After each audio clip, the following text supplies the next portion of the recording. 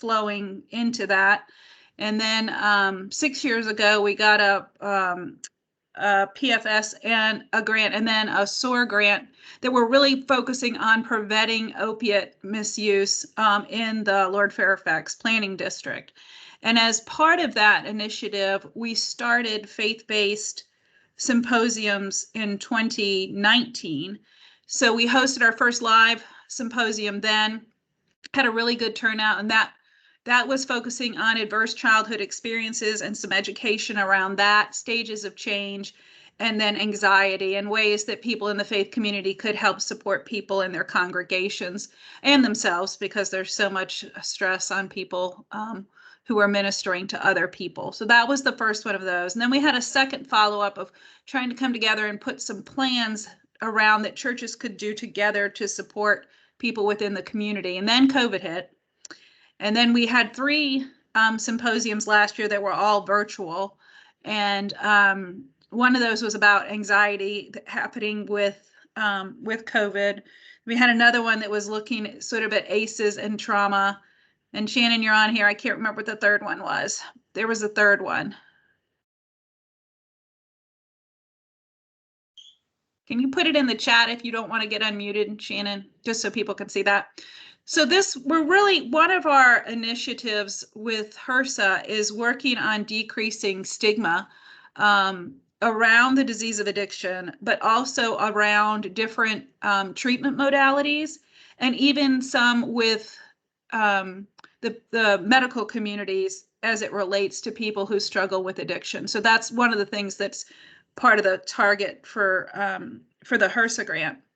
And then we give out lots and lots and lots, and if you want them, materials to help get prescription drugs, particularly off the street, keep them locked up, or help people dispose of them so that people don't start getting into medicine cabinets and accessing pills that way.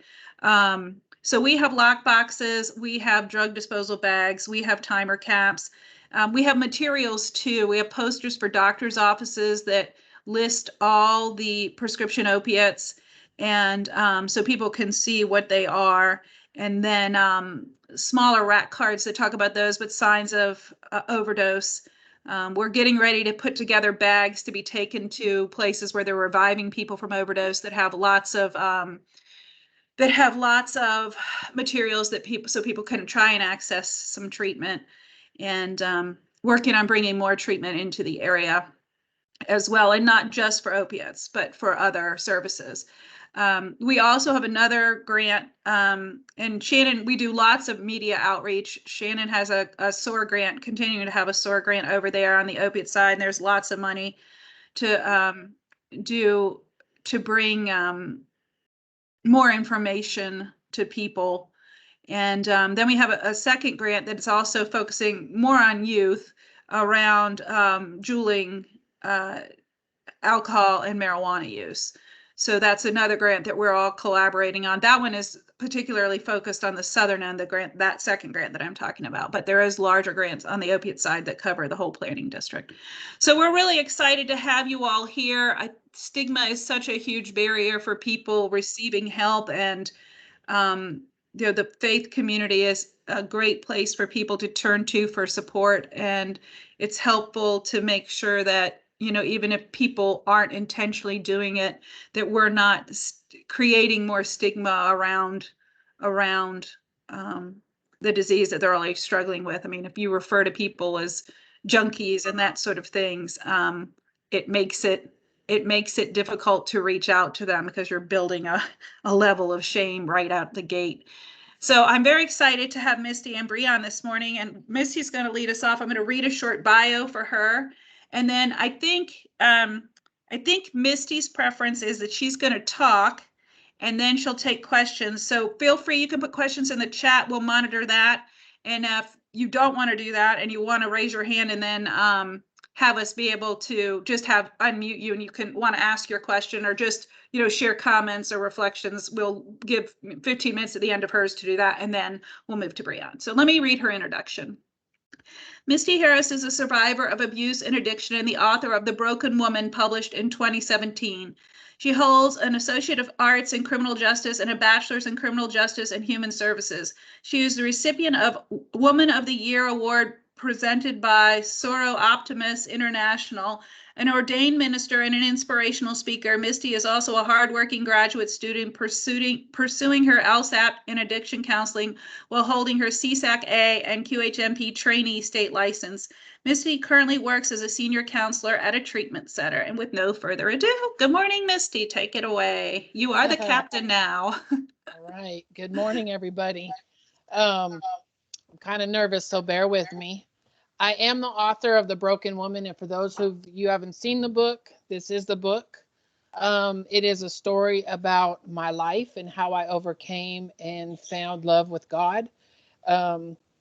It's my testimony and how I overcame child abuse, sexual molestation, rape, addiction, and just how I became the woman that God intended me to be. And I'm still on that path of figuring that out. I have been in what others consider long-term recovery for about 25 years.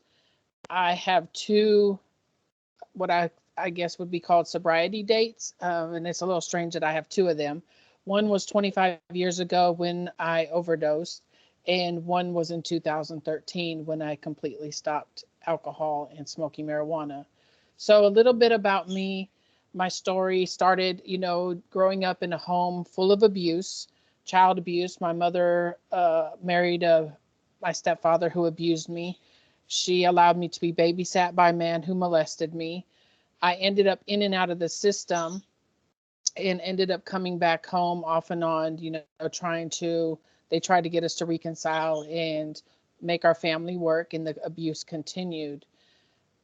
After growing up in the system, I became very angry, very hostile, and I wanted to get back at everybody, including, I think, myself. I was mad at the world due to the abuse and nobody listening to me. So I began using substances. It began with alcohol and smoking weed. I think I began in the 8th grade with the abuse that led me to going into a foster home. My foster father was a police officer, and he allowed us to smoke and drink in his home. After that, it just escalated from there. I was very angry. I was angry at the entire world for what I considered everybody allowing me to be abused. I didn't take any responsibility for my own actions. At some point, I think my using illicit substances and alcohol, I wanted my mother to come back and apologize for what she did, when in fact, she could have cared less. She wasn't thinking about me. So I'm selling drugs. I just was on a path to self-destruction. An incident happened when my sons were 3 and 5, where they were taken from me by their grandmother, and I didn't see them for 5.5 years. During that time, they were with her and then their father, who abused them. That led me to be even madder at the entire world for what was going on. So I got deeper and deeper into addiction. I became addicted to crack cocaine, opiate pills, benzos, alcohol, marijuana, whatever I could get a hold of. I had a schedule in which I used. I could work full time, sometimes 2 jobs, pay the bills, but I had a schedule. I knew when to get off work, what I was picking up where, coming home, the house was clean. I guess I was what I considered a functional addict. I didn't know what I was doing. I didn't know that addiction was generational, and it ran in both sides of my family. I didn't know much about my family until later on. So I finally, after I overdosed, well, let me get back. My overdose was pretty traumatic. My daughter and I were alone in the house one day, and I had been smoking crack for probably 4 days at this point. My daughter was alone with me. My boyfriend had went to work. I had a bowl of pills where I had benzos and opiates, whatever, psychotropics. I just had a bowl of pills. I don't even remember what all of them were. I just brought them home and I would pour them in this bowl and I would take them. So I was mixing that, smoking and drinking. This continued for about 4 days. All of a sudden, I had to use the bathroom this day. And when I went into the bathroom, I could not do anything. My body was not functioning the way it should function. When I walked out, I looked into the mirror, and the person I saw in the mirror was not, I didn't know who this person was at all. It scared me, and I was really upset. I mean, I was shaking, I was moving, I was twitching, and all of a sudden I felt this pain in my chest, and I felt like somebody was sucking the life out of me, and I knew I was dying. I somehow made it to my daughter's bedroom, and I'm looking at her, and she's laying on the floor, and she would listen to music to go to sleep. That was her calming. And I think somehow the vibration helped her. And I look at her and I start crying, because if I die, she has nobody. Her father had been murdered around her 4th birthday. My family was not in my life. And I had this daughter that was about to end up in the system. I ended up making it to my couch and I overdosed. And I will never forget that day because it changed my entire life. But the thing about overdosing and it changing my life is it was not an overnight fix. It took years and years for me to actually get to where I am today. After I overdosed, I think I stayed away from everything for about no, not even that long, about 2 or 3 years. I was drinking and then I started smoking weed again. And the funny thing about alcohol is I was able to okay it because you could buy it in a store. So everything was all right. I can purchase it. It's legal. I don't have a problem. I'm not doing crack anymore. I'm not taking and stealing pills or selling anymore. So to me, in my mind, everything was okay. Where in retrospect, I had gotten my children home and they're watching me crawl up to the apartment drunk, sick, alcohol poisoning. It was just a total path of self-destruction. I ended up, in and out of domestic violence relationships. My whole life just was out of control, even though I realized and thought I was trying to change some parts that I was trying to change. Others I thought I was, but I wasn't there yet. So it took a while. Finally, I ended up 2000, let's see, probably 2010. I was drinking off and on. I was in college and I started smoking weed again, my on and off of smoking. It happened over, years. I ended up smoking with somebody and he raped me in my apartment at gunpoint. I ended up having another occasion where I smoked with somebody and I was paralyzed on a bed for 12 hours and could not move. I was done. By March of 2013, I had it. That was the last straw. I knew things had to change and I quit. But I still had a lot of awakening to do, a lot of things I had to look back on as to where this stemmed from, the pain, the hurt. Nobody wakes up with this dream of wanting to drink their life away or use illicit substances and overdose the rest of their life. We don't wake up with this dream. What was worse, I think, is right before I overdosed, I reached out to a pastor I knew because I used to be in the church. I used to work as a secretary in this church and feed the pastor on Sundays. And I reached out to him and I called him and I said, I'm using crack. And I was very blunt with him. I said, I'm using crack. I need help. And his first response was, well, where's your daughter? And I said, well, she's in the other room. He says, well, let me speak to her. And he spoke to her. And I look back and I see the concern he had with wanting to speak to my daughter. When he got back on the phone after checking with her, he just said, hey, when you get clean, contact me again. And I'm thinking, I'm reaching out for you for help now. And you're asking me to, when I get clean, to reach back out to you. So that really threw me for a curve right there. And I didn't go back to church for quite a while. Um, there's a huge stigma that affects people in treatment, and it stems from this inaccurate belief that addiction is this moral failing instead of what we know it to be, which is this chronic treatable disease in which someone can recover and live a totally healthy life. When I go places today and I talk about being in recovery, I have people say, well, you don't look like you were an addict. And that first comment just it triggers me. Everything in my body starts cringing, because how does an addict, quote unquote addict look? And why are we using this terminology? Um, I feel like I should, turn on this blinker upside my head that says, hey, this is the things I used to do, label me now. So this feeling a stigma, the stigmatized, I can't even say the word, feeling stigmatized, it reduces one's willingness to seek treatment. I didn't go to treatment. It took an overdose. It took rape. It took um, me being paralyzed. It took so many more traumas in my life to get me to where I am today. I didn't want to go to treatment because I was afraid of how many other labels people would put on me. I was actually afraid for the longest to share my story until I realized that people are feeling the same way I am and they need that voice. It's negative. Stigma is so negative.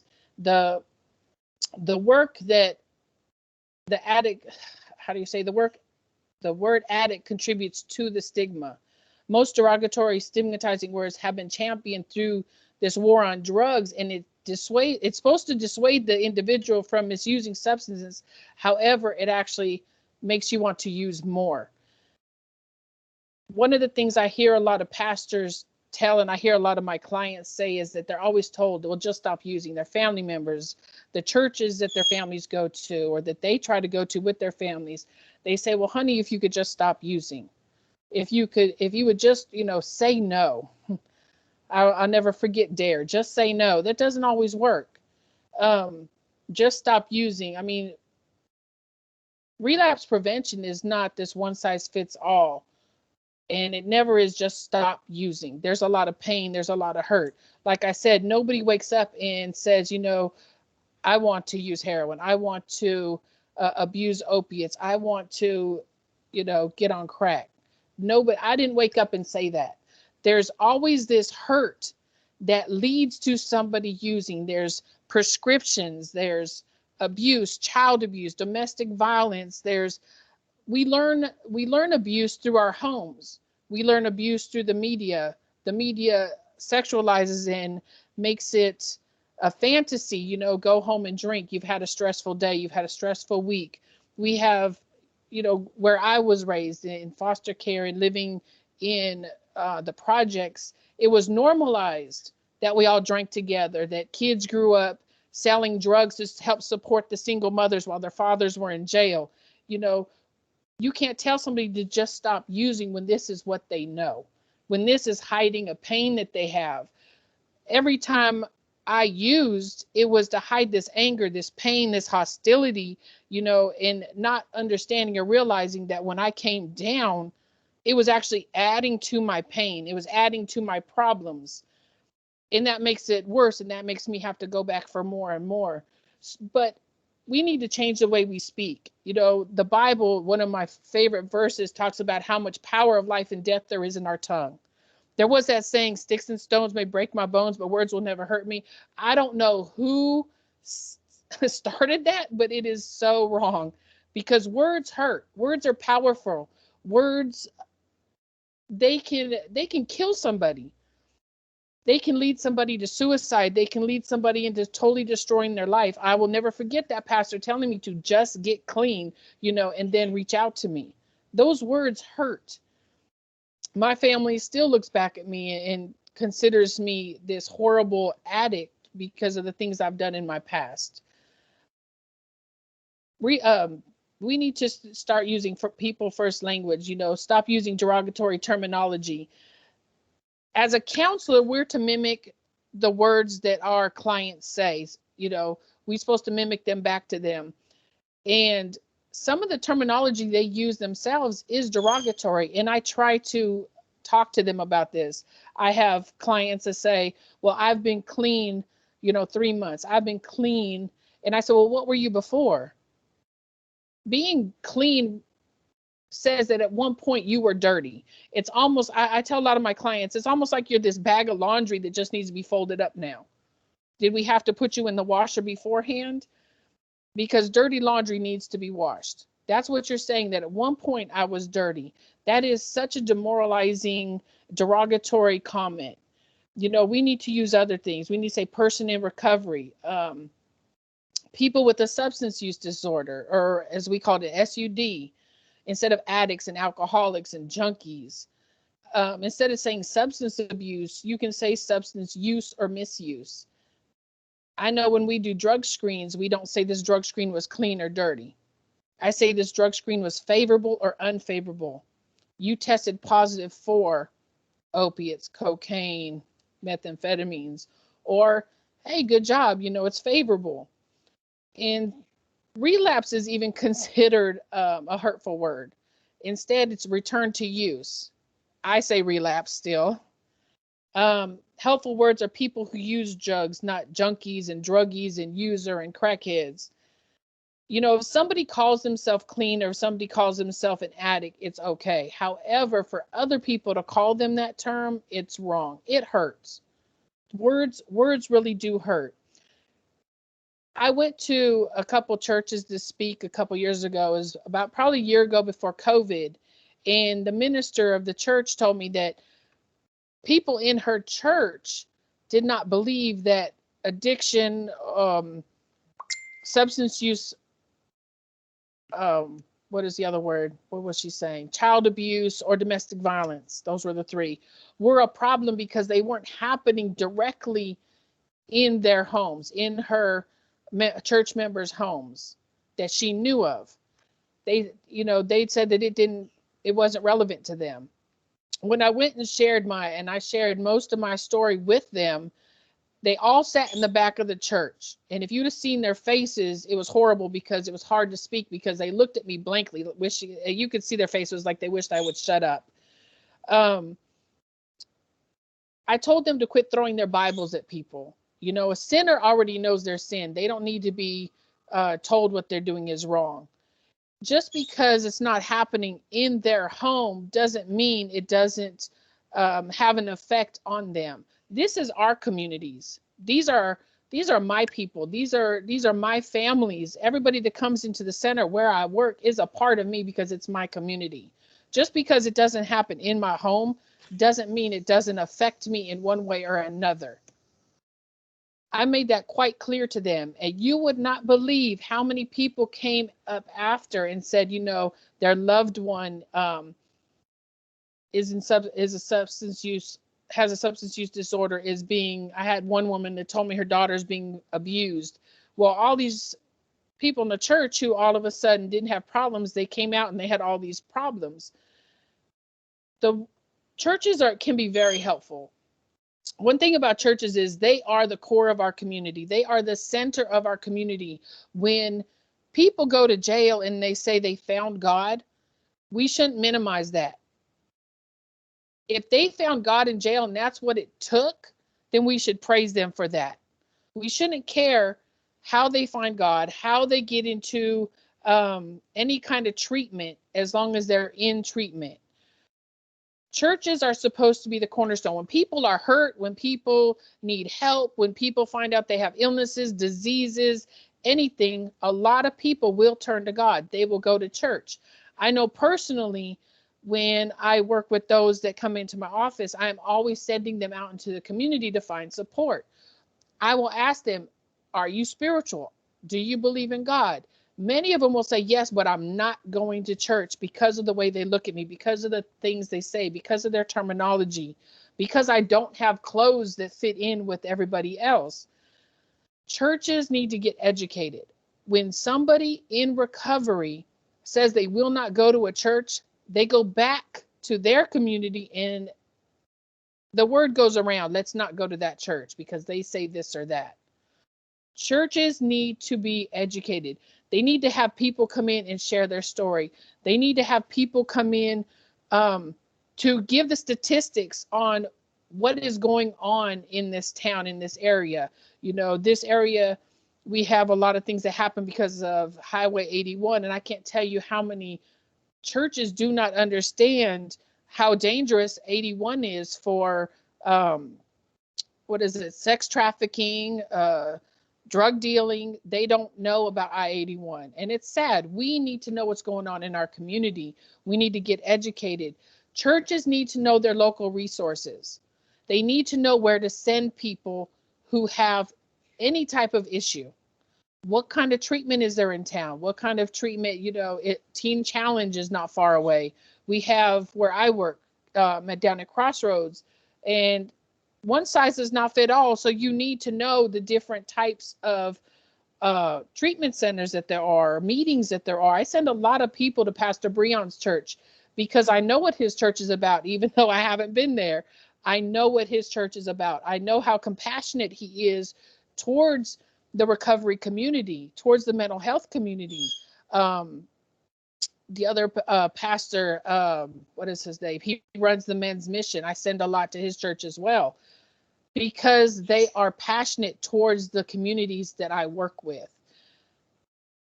Our churches need to know the local statistics. They need to maybe, start a support group. Celebrate Recovery is big at WinCog. I think Pastor Andy Combs also has a Celebrate Recovery I used to be involved with. I think us as churches also, we need to be educated to where we're not afraid to touch somebody or pray for somebody. When somebody comes up and says, I have been in recovery 6 months and I just found out I have Hep C, and they may still have visible, track marks. Are you scared to touch them? Are you scared to pray for them? Are you scared to hold them? Are you scared to console them? I know during COVID, we were told to isolate. We were told to stay 6 feet away from each other. I probably got COVID because I was hugging people.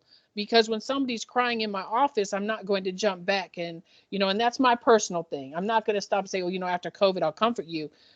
I have to comfort them. And as a church leader, you have to use that discernment and look at them. You don't want to look at them like they have a disease because of the markings on them, because they tell you they might have Hep C. Get educated about Hep C. Know where to refer people to, or have somebody in your church who can refer out. We as a community, we need to, and especially churches, we need to evaluate our hearts and our minds, because we are who people turn to. We are that we are supposed to be the center of the community. We are supposed to be there when people are hurting. I can speak, for example, I didn't start using cocaine or start dealing drugs or start drinking because, I felt like it. Personally, I was hurt. I was abused growing up.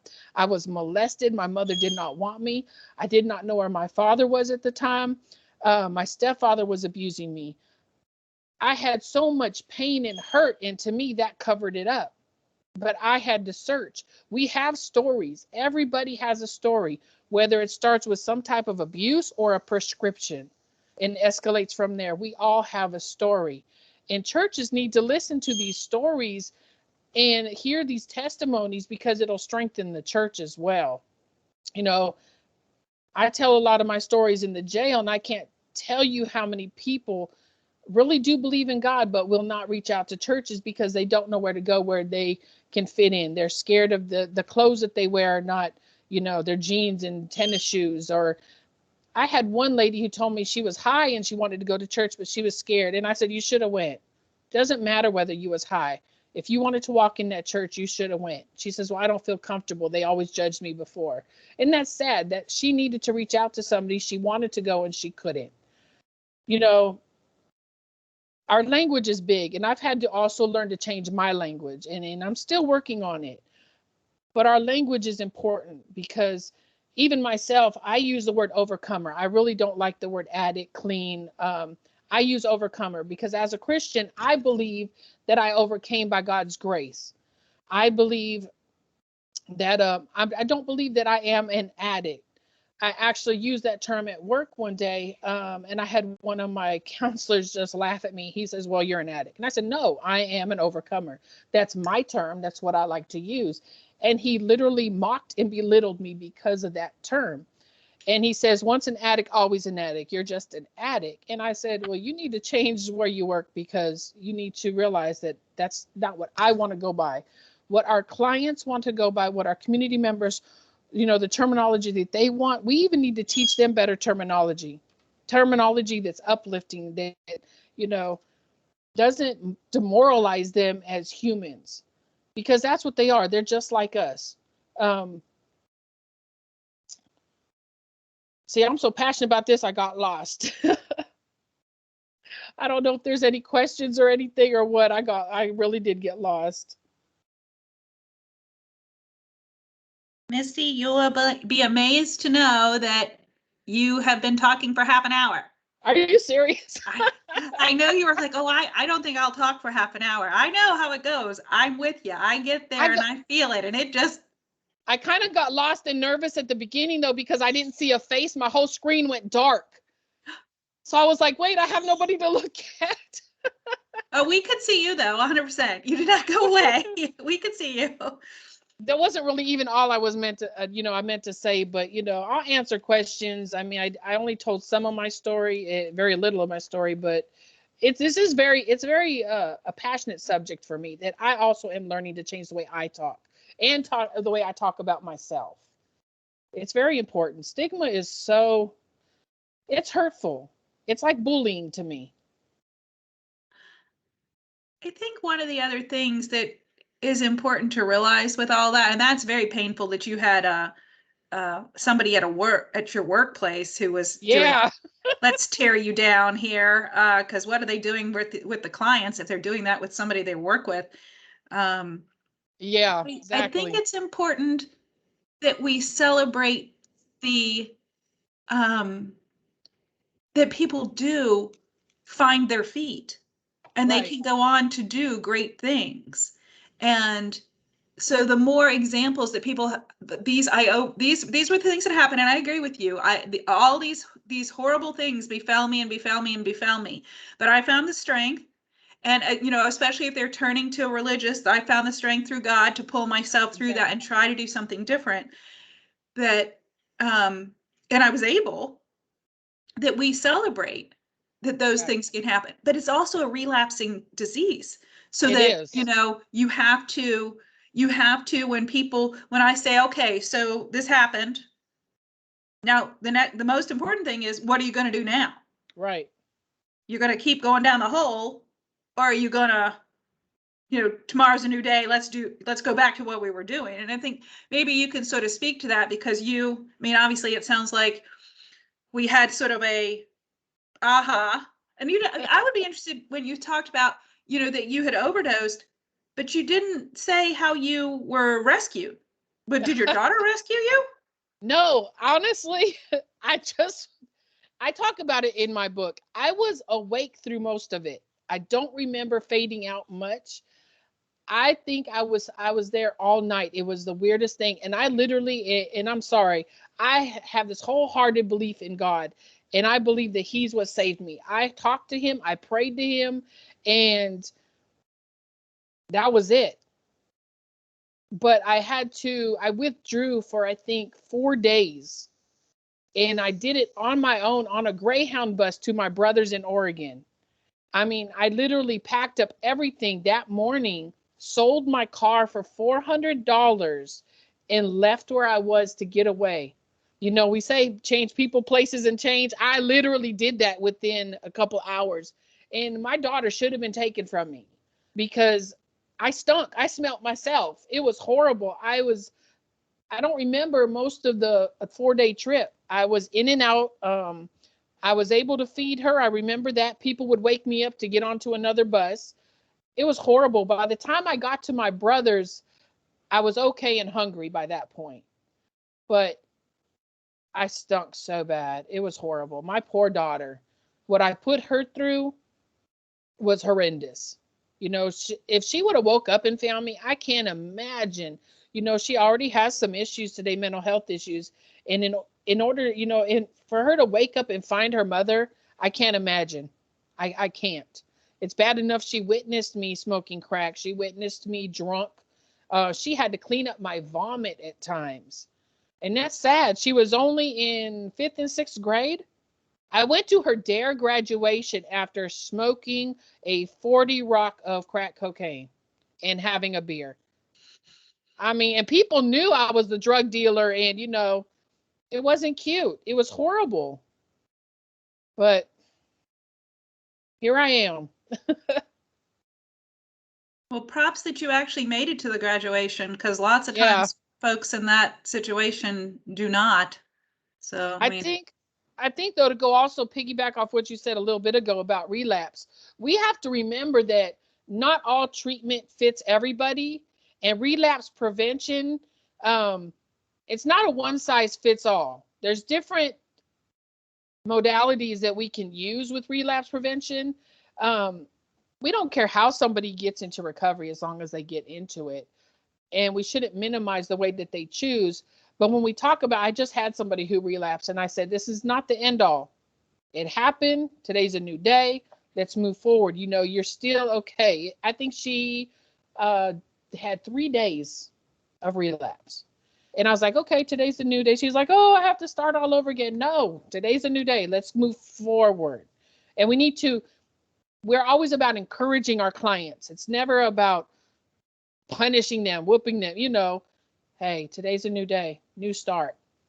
Thanks for sharing your relapse with me. We need to remember to always encourage. Let's not talk about why and all this. We need to use a different type. Change talk. I'm big on change talk. And that's it a lot in motivational interviewing. I love it. yeah. Well, and why is really a very judgmental word. It is. It is very.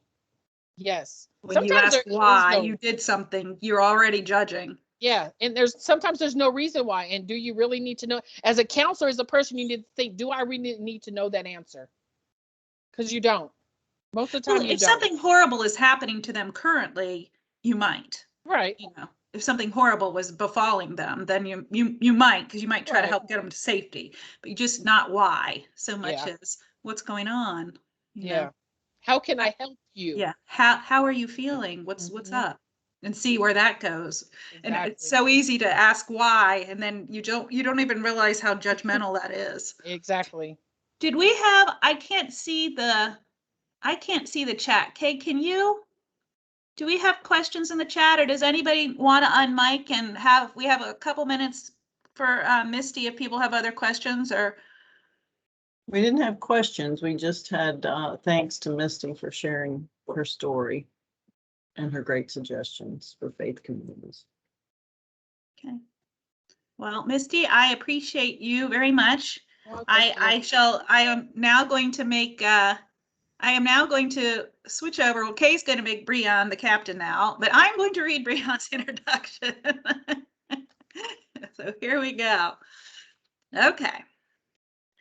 So Bryon Johnson is the senior leader of Grace and Mercy Ministries and a person in long-term recovery, known for his book, From Dope Fiend to Son of a King. He is a certified peer recovery specialist, registered peer recovery specialist trainer of trainers, and a peer recovery specialist, ethics trainer of trainers. He is both trauma-informed certified and person-centered certified. Bryon currently works in Northern Virginia as a senior peer support specialist. All right, Bryon, you are the captain now. Good morning. Good morning. Good morning. First of all, I'd like to I say thank you to Misty for sharing her story. It was such a courageous thing that she did, and sharing some of the trauma that she went through and some of her experiences, and even some good information. I know I can't see you, but I like to give you some snaps up. So if you can, give her some snaps, even though we can't see her. And we thank you, Misty. Once again, I'm Bryon Johnson. I'm a person in a long time recovery, 10 years by the grace of God. As faith has been my pathway to recovery. I'm a senior leader at Grace and Mercy Ministries. Like Crystal said, yes, don't look so surprised. I am a pastor. You don't have to look so surprised. I'm a certified peer recovery specialist. I'm also a trainer of trainers for peer supports. I have a book, From Dope Fiend to Son of a King. just kind of my testimony. Like Crystal said, I do work as a senior peer support, and I serve individuals with serious mental illness, co-occurring diagnosis who may be at risk for homelessness, hospitalization, and incarceration. But most of all, I'm a husband, I'm a father, and I belong. And I want you to know that you belong this morning. You belong. I want to say thank you to the prevention team for considering me for this task of addressing stigma in the faith-based community, as faith-based is a powerful pathway to recovery. The success rate is pretty big to recovery and whole health. The first thing that I would like to share with you is the reason why I took this task of addressing this issue. And it's because of my personal experience in the faith-based community of me having feelings of me being stigmatized because of my background, because of my trauma, because of my heroin use, because of my cocaine use, because of my peers, because of my drinking, because of my incarceration. And so I clearly remember, I know what Misty is talking about. Um, it's a sad thing when you go to get help and there's no help to be found. You go to the people that's supposed to be able to help, and there's no answers, to be turned away. I remember the stares. I remember people looking at me when I first came in. I was sober, but I remember the stares. I remember the looks. If looks can kill, I remember the looks. And at time, I remember the words. They all clearly conveyed that I would never be good enough. It made me feel like I'll never be good enough. That they were different than me. That they was different than me, and that God would never love me the way that He loves them. That's how I felt. Because after all, they were good people, and I wasn't. And I wasn't. I've heard believers say, "You got to watch out for them," or "It's just a matter of time." These were the same people who preach forgiveness. They found no forgiveness for someone like me. They found no forgiveness, no place for someone like me. And that place, the place that I thought would be a safe place, the place that I thought would be a safe place or should be a safe place for me in the beginning wasn't a safe place at all. It wasn't a safe place at all. In fact, it seemed as though they was trying to kill everything that I had worked so hard to obtain. It seemed like they was trying to undermine all the work that I put in, all the tears that I cried, and all the you know times I had reached out. It seemed like they was actually trying to take away my sobriety, my newfound freedom. You know, my hope that took me over 20 years to obtain. It seemed at times that they was trying to strip me away from that or say that I didn't deserve it and I didn't belong. And so when God gave me an opportunity to begin a ministry, I declared that it would be a house of healing. Yeah, it'll be a house of healing. It'll be a safe place. It'll be a place of compassion. It'll be a place of relationship, a place of love, a place of love. And that I would marriage or marry faith and mental health or substance use or substance misuse. I would merge it all together so that we all would feel that we belong and know that we belong. And so in our ministry at Grace and Mercy, we have seen and witnessed and supported people who have secretly contacted us, because they didn't feel safe in their own faith community.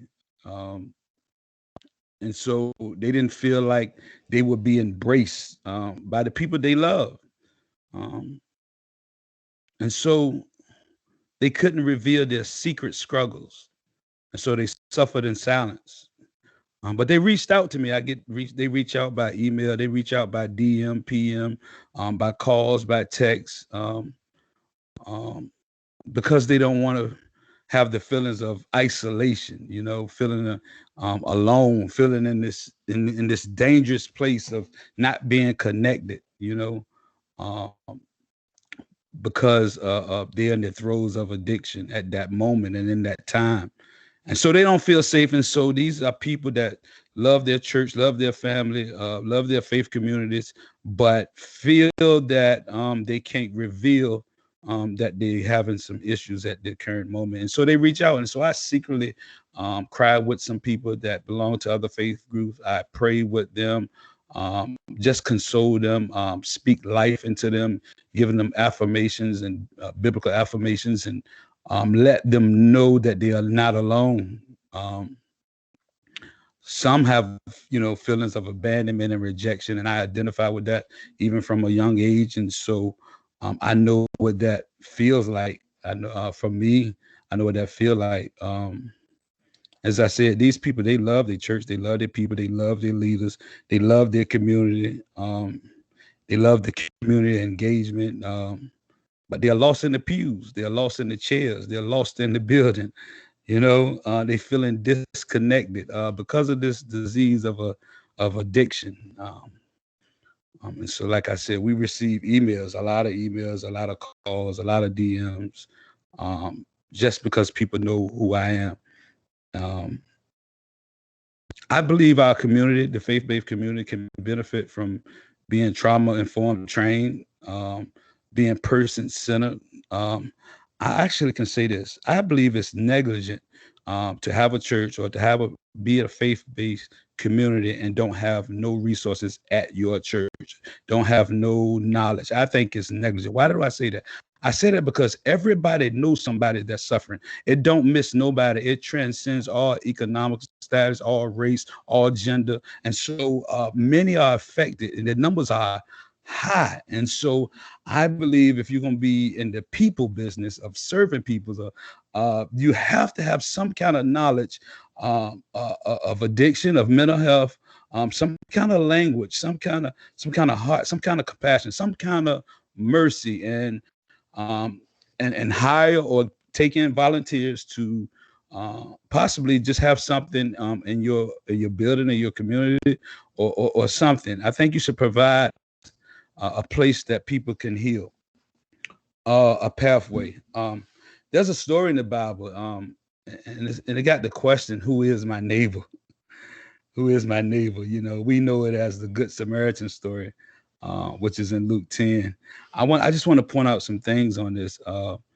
It goes like a certain lawyer stood up and he said, Master, speaking to Jesus, and he wanted to know how he can inherit eternal life. And so Jesus kind of said, I'm paraphrasing, it's written in the law, how you read it, how do you see it? And so the man, he says that you should love God with all your heart and all your soul and all your strength and all your mind. And then it says, likewise, you should love your neighbor as yourself. You should love your neighbor. And we really know we love ourselves. We some self-loving people. And so love your neighbor as ourselves, right? And he said it to him, look, he said, you answer right. He said, you do this and you should live. And then this man, right, he want to justify his own self. And so he says this, and who is my neighbor? Who is my neighbor? And so Jesus began to tell this story about a certain man going down to Jerusalem. And he fell upon some thieves, and they stripped him of everything. They wounded him, and they left him half dead.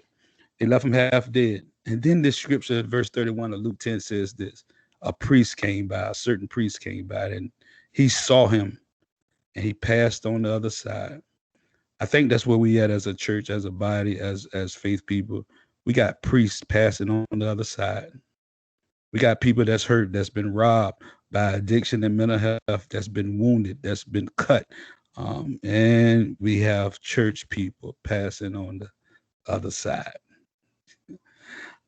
And then it said, likewise, a Levite, another church person, another faith-based person, somebody that's supposed to be in the faith. They say that he passed on the other side too. And so now, so we had two people that had an opportunity, two people that made vows to treat people well, and they pass on the other side. When they see somebody struggling, somebody hurting, somebody that's wounded, somebody just going through some things. They showed no compassion, but then a Samaritan person came by, and this person, they helped the person in multiple ways. They gave, they bandaged them up, they showed compassion, they showed love. In that story, in the end, Jesus, he said, now which one of these do you think is his neighbor? To the person that fell among the thieves. And we know that addiction robs, addiction is a thief. Mental health can be a thief, you know. And so he said, well, which one is his neighbor? And the man said, the one that showed mercy. The one that showed mercy. Jesus said to him, go and do likewise. And I say to us, we got to go and do likewise. We got to show mercy, you know. To attain mercy, we got to show mercy. We got to show compassion. We got to be a good neighbor. We got to be a good neighbor. We have to be a good neighbor. I want to park right here for a minute. I have some things I want to share with you, how I do my sermons and the kind of information I give out, and even some keys and some strategies of how people that's in the faith-based community can better support the people that they serve. And so if we don't have any questions, I can go, but I'm here parked now. Crystal, do we have any questions? I do not see any coming into the chat. Okay. I would comment. I just wanted to say this, that, we talk about getting services into the church and that people need to understand. And one of the things that NPC is going to be doing is we're going to bring in a recovery ally training. And so we would love to welcome anyone who's on this to come and be part of that and go through what does it look like to be a recovery ally? How can you make sure you're open and welcoming everyone within your church family, and supporting that? And I would be I'd be very excited to have people join, because I hear you, Bryon. Sometimes people just don't have the skills, and they just don't know what to do, or like when Misty was saying that there's so much stigma around it that they don't even share the suffering that's happening in their own families because the people are so ashamed. And we have to, it's okay. That's why it's so powerful when people share their stories. People think they're alone and they're not. And that's the other part of that, is to say you're not alone and it's okay. That belonging you started with, Bryon, was beautiful, because that right there, that belonging and safety is the key. Now I shall be quiet and let you go ahead, but I did want to share that we are going to have that training, and I would put it out so people can come and get that training and have churches be recovery-based churches. That's awesome. That's awesome.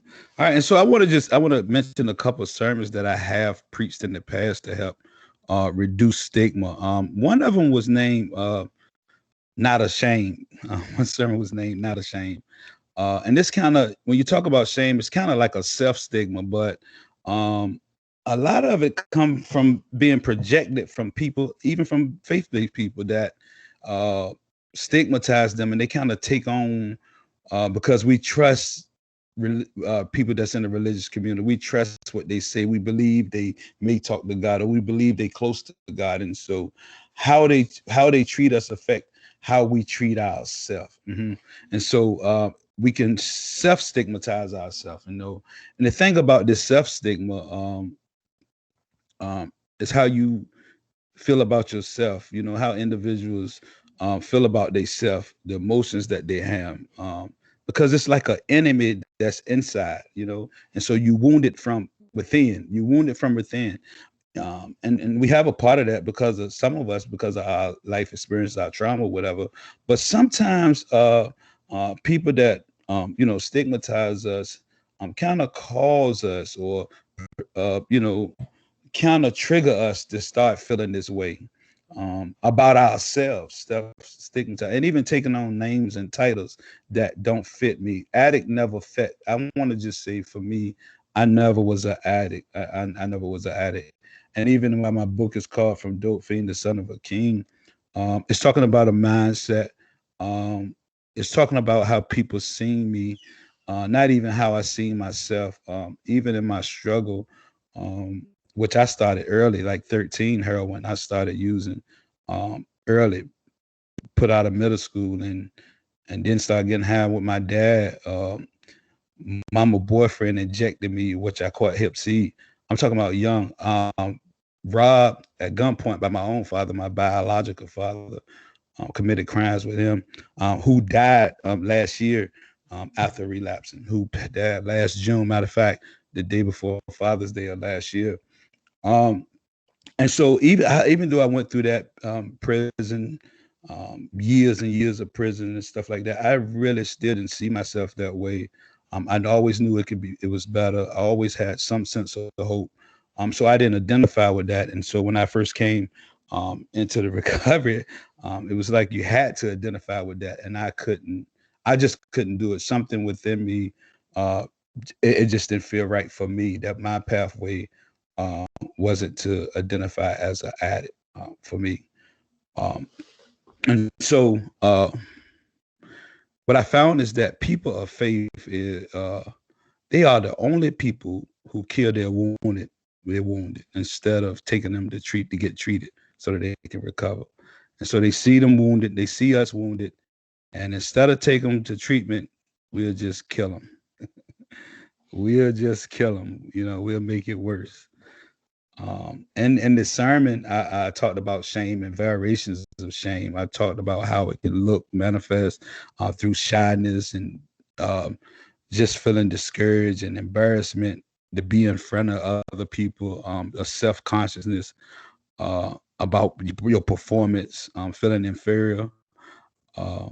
I talk about things like that. I talk about common triggers, known. Uh, Talked about basic expectations or hopes frustrated or blocked, how that trigger you. So how disappointments and perceived failure in relationship, work, or whatever. I talk about that. I talk about triggers because I want people to be empowered, even though they may be triggered. You don't have to succumb to your trigger. A thought only lasts moments. It feels like a lifetime, but if you can capture that thought and start speaking against that thought and affirm yourself, and begin to tap into some coping skills, you could be able to change that thing and just survive the moments without the bump in the road or the returning back. I talk about titles. I had titles like Heal Me. This is a good one, I think. Heal Me. I'll preach Heal Me. I think I preached it 3 weeks in a row. Because in the Bible, it was a lot of times it was people that were stigmatized. You talk about people that were ostracized and couldn't be in the community socially. People didn't talk to them. You talk about leprosy and things like that. They was one of the largest group of people that was stigmatized. It was considered unclean. And you figure in addiction, we call them they clean and unclean. And so it didn't help that leprosy was already torture. It was disfiguring and it was hurtful and all that. But now you got to be isolated from people. Nobody want to be around you, and you consider cursed and you're lonely and you excluded and you're isolated. And so I preach Heal Me. I preach from Mark 1. I talk about Jesus when he's approached by a leopard who wanted to be healed from his affliction.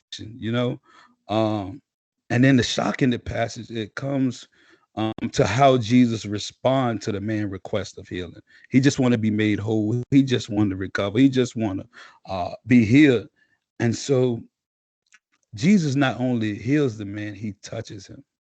He touches him. And so this shows me that, even though people, uh, may cut you off socially, don't want to be around you because of what you experiencing, what you've been through or not.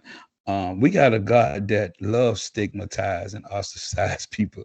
We got a God that love outcasts, that love the downtrodden, the sick, and the poor, And listen, he touched them. I think about he touched them, and it makes me want to cry because I remember so many times I was lonely, depressed, and frustrated, and I feel like I didn't connect.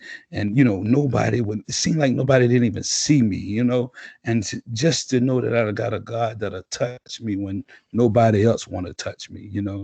And so uh, he touched them when nobody else wanted, so that he can recover. He touched them so that he recovered, and that's kind of like my story. And I say to the faith-based community, if you're going to be in this field, you're going to have to touch some people. Yeah, you're going to have to sit with some people. You're going to have to sit in your discomfort. You're going to have to listen to some stuff, right? And you have to be willing to give a hug or something, a smile, or are you doing well, or I'm proud of you. That's the pattern for healing, is the touch. It's the relationship, right? It's to make people feel like they belong. They make people feel like they belong. And so I feel like faith groups has treated people with substance use disorder and mental health as lepers historically. And so, like I said in the beginning, I believe it's negligence if faith groups and faith communities fail to get educated concerning these issues: substance use, substance misuse, or mental health. I think it's negligent if we're gonna be in the people business. It's a must to know, have some kind of education, some kind of language, be informed about, because a high percentage of people are going through these things. A high percentage, even if you, like Misty said, the church say we don't have nobody like that, which is a lie. Is a lie. If you create a safe space, you'll find out how many people you have. Yeah, you only don't have nobody because you stigmatize them and you talk about them, and so nobody want to come forth, and so people suffering in silence because you haven't created an atmosphere where everybody can tell the truth. We want to be truth tellers, right? We want to talk about what's going on. We can't ignore the elephant in the room when we know that most families is touched by this disease. And so we got to talk about it. We need to talk about it. Why? Because nobody is exempt from this. Nobody's exempt from this. Nobody's exempt from substance use. Nobody's exempt from mental health challenges. Nobody's exempt. And so this touches every race. It touches every class of people. For most people, it has already hit their families, and or their friends. For most people, they have already witnessed this and experienced this already. We went from an epidemic to a pandemic, and things got worse. Yeah, it was already an epidemic as far as opiate use and overdose, and then we go straight into a pandemic, which is isolated in itself. We say social distances, which is the worst thing from a person that's experiencing substance use disorder or mental health, right? And so we say you socially distance yourself, and you get there and you stay by yourself, no connection, no relationship. And so many people died and are still dying in the midst of COVID, in the midst of the pandemic, because of social distances. And I don't even think that's a correct term. I don't think that we should isolate or be, I think it should be physical distance. Yeah, not even social distance. The language, physical distance is better and more appropriate than socially distant, because we need to connect. We need to reach out. We need to feel and know that we belong, right? And so post-COVID, what I say to faith groups, um, uh, it's going to be a great outcry of people suffering. Yeah. Um, People that thought they were in a good place, finding out that it wasn't such a good place they was in. And so things are being revealed because of this pandemic. People are reverting back to old ways. People are um, relapsing, that's in mental health and substance use. And so I believe, as Misty said, the church, the faith communities, They gonna have to be in the midst of this. We gonna have to be in the midst with open arms, saying we love you, saying you belongs, saying that you can have the life deserved. You know, one of the things that bother me is that we have people of faith that don't have faith. We got people of faith that preach faith and don't believe that I can have the life that I desire. I wonder how that works. I wonder how you can have faith that you can be good and do well, but I can't. I wonder how you can say faith in your faith that God can do all things uh, except for me. And so we got people of faith that don't exercise faith.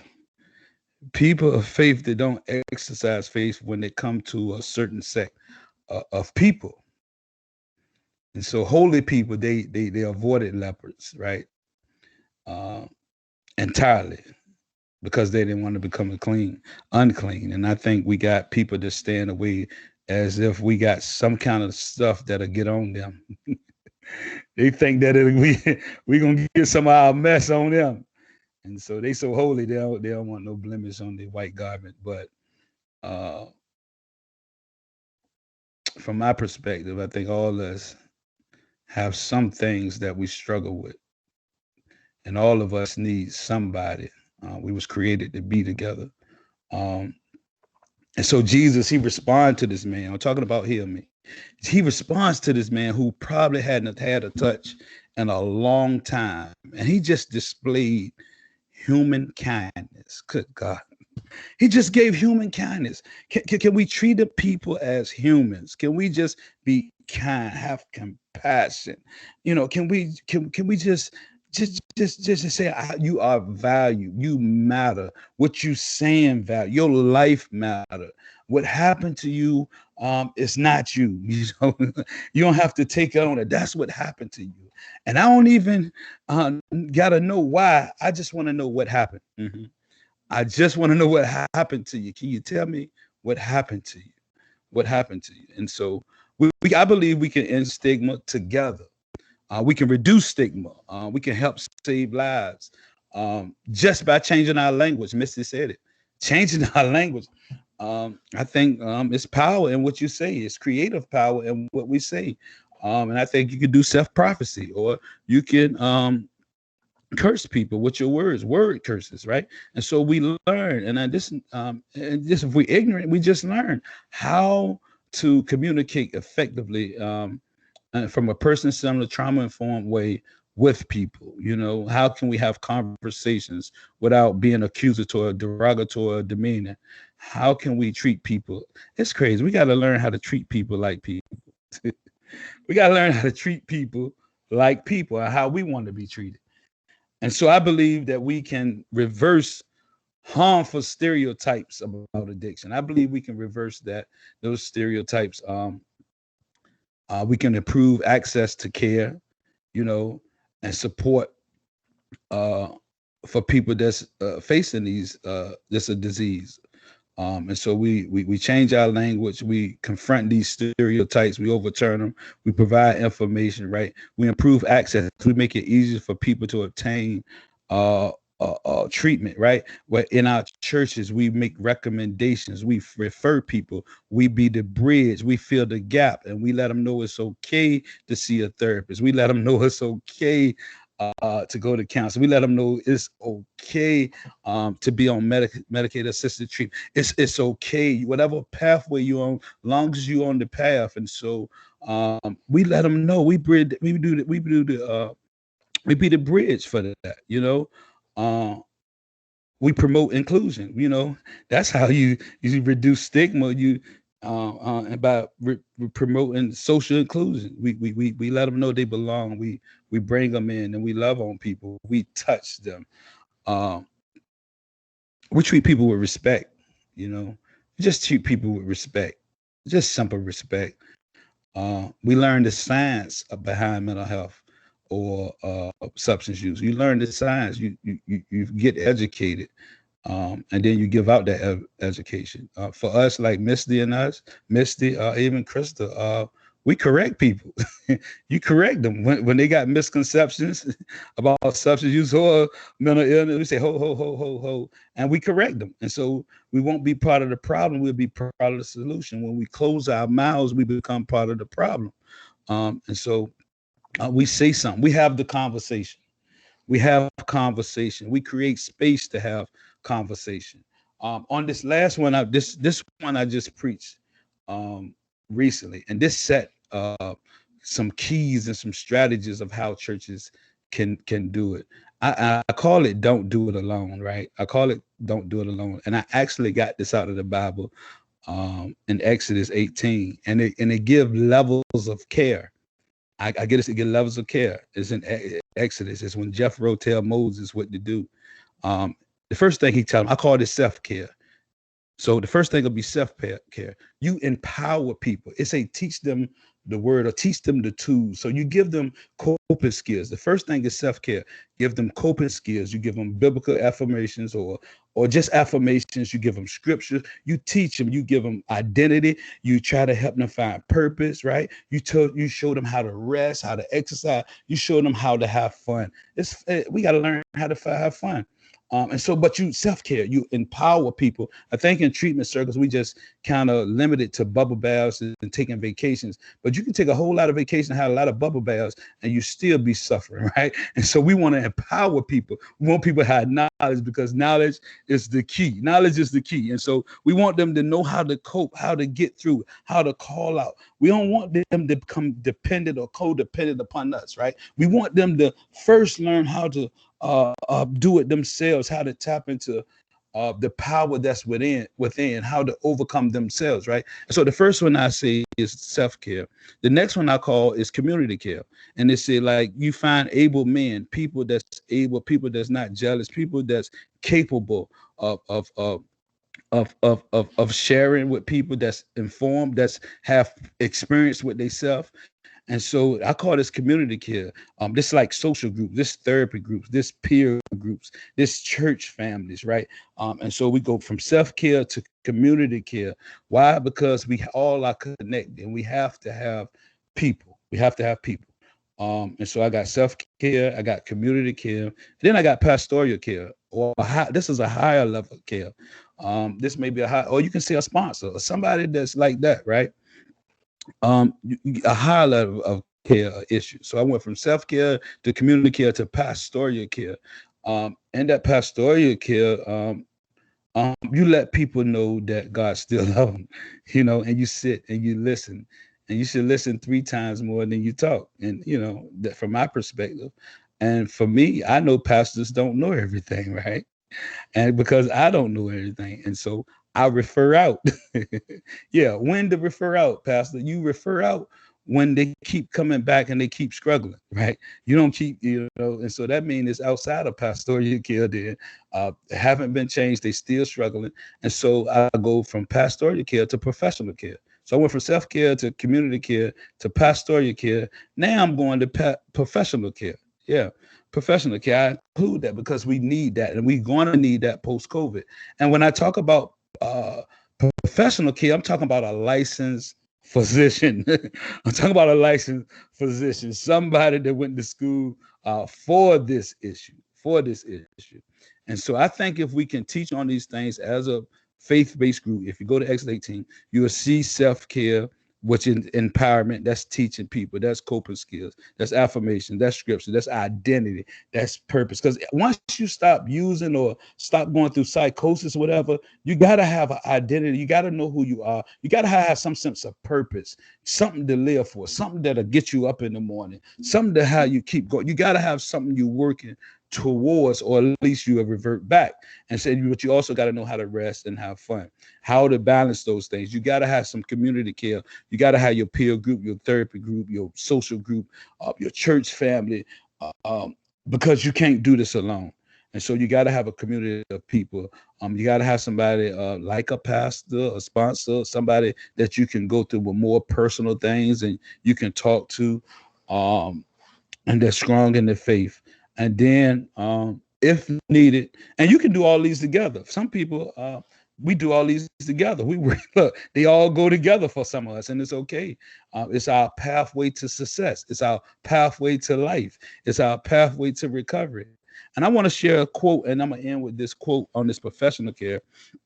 I found a quote. It says this: a therapist serves as an authentic, genuine, empathetic individual who is unbiased, supportive, and can provide objective, non-judgmental guidance, assisting clients with desired changes, as well as achieving their maximum self. And so if you need a therapist, get a therapist. My wife and I, we started therapy when we felt like nothing was wrong, right? Because I go to the doctor every year for a checkup, right? I go just to make sure, right? Preventive. We're talking about prevention, right? Prevention with substance use. This is the Northwestern prevention team, right? And so you got prevention, you got intervention, and then you got education. It's like PI. I call it PI. I just made that up for me. I don't know if somebody said that. Prevention, intervention, education, PI. That's PI. And so the whole PI is prevention, intervention, and education. And so I thank you guys for inviting me. I appreciate it. I don't take it lightly. I want us to know that we're dealing with real lives, like people lives at stake. Like this is not a game. This is not a game. We don't get a do-over. We want to be there when people are ready. You know, it's one thing. One thing that's sad to me is that because we got tired of people, when they finally ready, we dismiss them. We dismiss them, and that's one of the saddest things. And so, look, equip yourself. If it's not just for your friends, it may be for your family. You may need this information. You don't feel like it now, but it may be your husband. It may be your child. And then, and so treat it like it's your child. And so that's it. I'm Bryon Johnson. I thank you guys for the opportunity. Krista, I'm done. I say snaps to you, Bryon. Thank you. Misty has a comment. And so, Misty, are you unmuted? I think I am. Can you hear me? Yes, ma'am, you are. Thank you, Bryon. That was good. I really applauded you. I don't know how many times. You made a comment, and I can't remember exactly what it was now because I caught up in a lot of what you said. But I think one of the things that we need to realize as a community is most of those in recovery have nobody. Those in mental health have nobody. Their families have given up on them. They have given them what they consider the last chance. We as a faith community need to be their support. We need to be, there for them when nobody else is, because they need somebody. You can't do this alone. It's very difficult. I did it alone, and I don't know how I did it alone. It was by the grace of God, and that's it. Because everybody turned their back on me. I even turned my own back on me. So it was only God that brought me through. And we need to remember that our community needs us. Because if you even say that you are an ordained minister, if you are part of a church, if you are a pastor, and you are not there for your community, you're failing. You are failing. And I don't care who doesn't like that. We are failing if we say that. I agree with you, Bryon. We are failing if we do not have the resources needed to provide our community, because that's what we're supposed to do as a church.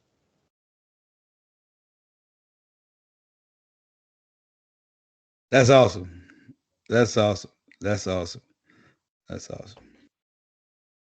I liked the belonging comments. We're getting ready to try to launch a community-wide campaign. Right now, we are calling it loosely, We See You. And really trying to get organizations, churches, businesses, people on the street, community, the county government's excited to just really recognize and acknowledge everyone that you pass on the street and celebrate that we all sort of contribute to the overall story. We're doing another series on disparate population, which is My Story Weaves Our Story, as part of the NPC, A Bigger Picture. And I just think that belonging, especially with all the isolation that we've had with this pandemic and all the relapses that we've seen, to bring people together, to create that you matter, we're connected. That human thing, Bryon, I hear you. That brings me to tears so many times in the jail when I just watch the dehumanizing behavior, and then we wonder why people don't get better. Well, you treat people like they're nothing, like they are less than nothing. And then you wonder why they can't pick themselves up and be something different. Hello, you are stomping someone into the absolute dirt and then thinking, well, why can't you get up? And I just think, we have a responsibility to treat everyone humanely. And I haven't lived your life. I haven't walked in your shoes. I don't know why you do what you do, but it makes sense to you. It was a protection. It was an escape. It was something that was keeping you safe, and that's how you were surviving. And I should have that empathy and compassion around that. Afford you some grace. See if I can't hear what you were saying when you were saying what happened to you. Try to have some understanding and how can I support you. And I really, really hope that the churches, if people, I know we've got some churches on here from Warren, will want to sign up and be part of what we're loosely calling We See You Now, and have people turn to each other in the pews, and we'll have a different thing every month that's a different greeting. You matter, we're glad you're here, whatever it is, good morning. But strangers, it doesn't matter. We just gotta, we're all here. We're all human. We're all imperfectly perfect. And we just have to be there to lift each other up. That's it. That's just it. So I appreciate you both very much. Did anybody else have any comments or questions or thoughts for either Misty or Bryon before we before we call it a wrap? Shannon is saying, I can't see all that. My screen is not good. Can you read those? Yes, thanks for that powerful presentation and for both of you being willing to share with us today. This was a motivational way to start the day. I think Narla wanted to ask a question too. You should be able to unmute yourself at this point. Yeah, I work in mental health with families whose kids have substance use and mental health issues in our community and across the region. And I'm associated with Pastor Bryon. I know Misty from a past church experience. I want to know, how can I jump in? How can I help you? I am not familiar. I'm not experienced personally with addiction, but I'm experienced with mental health and stigmatized in the church, and I want to help. How do I sign up?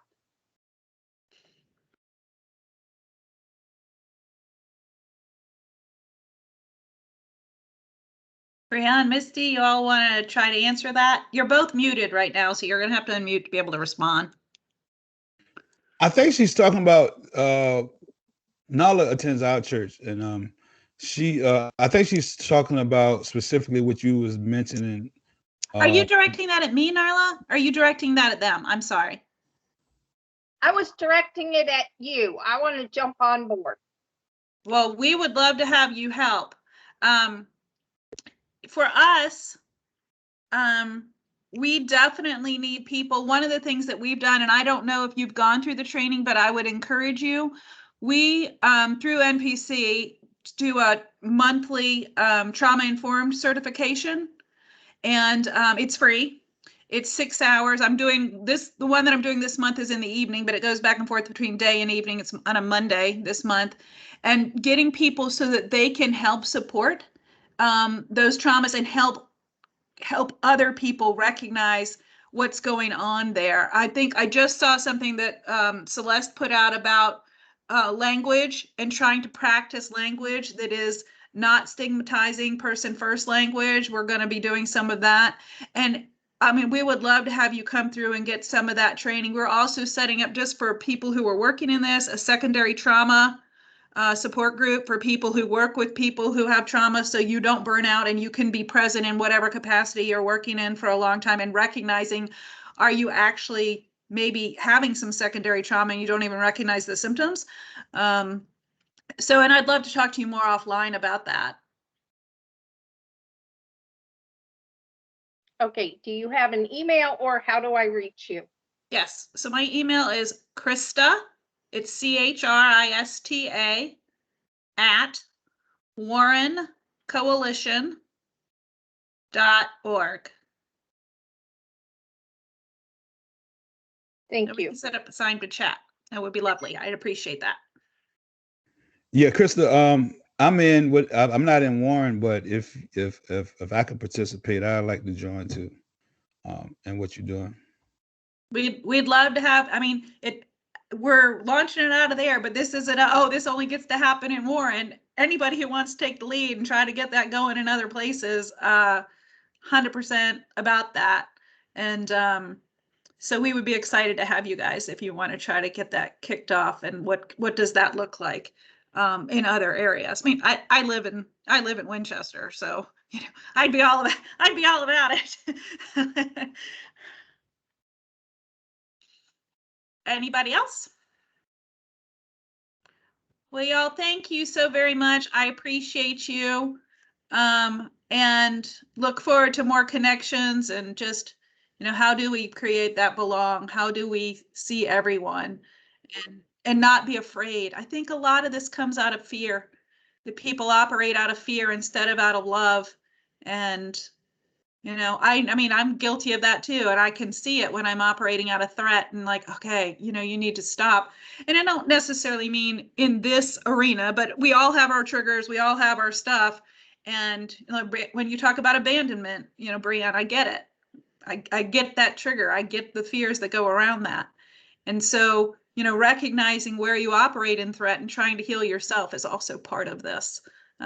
We all operate in threat somewhere, and the more honest we are and the more truthful we are about our struggles and not the shame that you were talking about, it helps bring other people. When I've told my story, just like you guys share your story, people will come up after and say, you were so brave to do that. And they'll start sharing things that they've never felt like they could share because there was so much shame around it. Lots of people struggle, folks. Lots of people struggle. It is what it is. So thank you guys so very much. Thank you all for coming. We'll get this posted up. Appreciate your hard work. You all have a great day.